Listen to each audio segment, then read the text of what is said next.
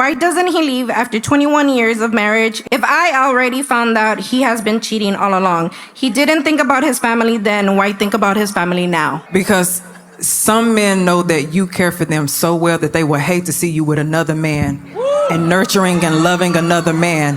And so they stay right there. They'll take you through the ringers and all of the valleys because they don't want to see you happy with somebody else, and they don't want someone else to have access to that. Back to what Dr. Bryant was saying, though. We should never just focus on why someone won't do something. It's many of reasons. That's too layered for us to focus on that. But I have to recognize when a person is now too costly for me.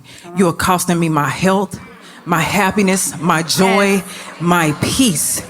Before any man came into any one of y'all lives, y'all were valuable before that man got there. And it's not going to be until you recognize how valuable you are. You are valuable. You were valuable from the beginning.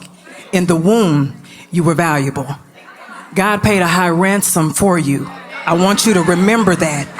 So always remember that humans are going to disappoint you. And I understand that we're talking about marriage here, but you've already broken this marriage. You stepped out. And now after you have broken me down to where I have to pick myself back up from these pieces, you want to come back in and get this reward now?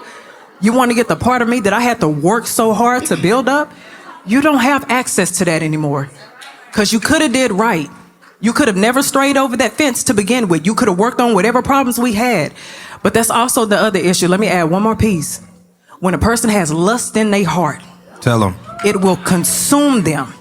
And I was just telling my best friend this, lust always needs an escape plan because it's always looking for intensity. And when there's no longer intensity in marriage, because we know it goes up and down, there's no longer that fantasy, they start looking over the fence.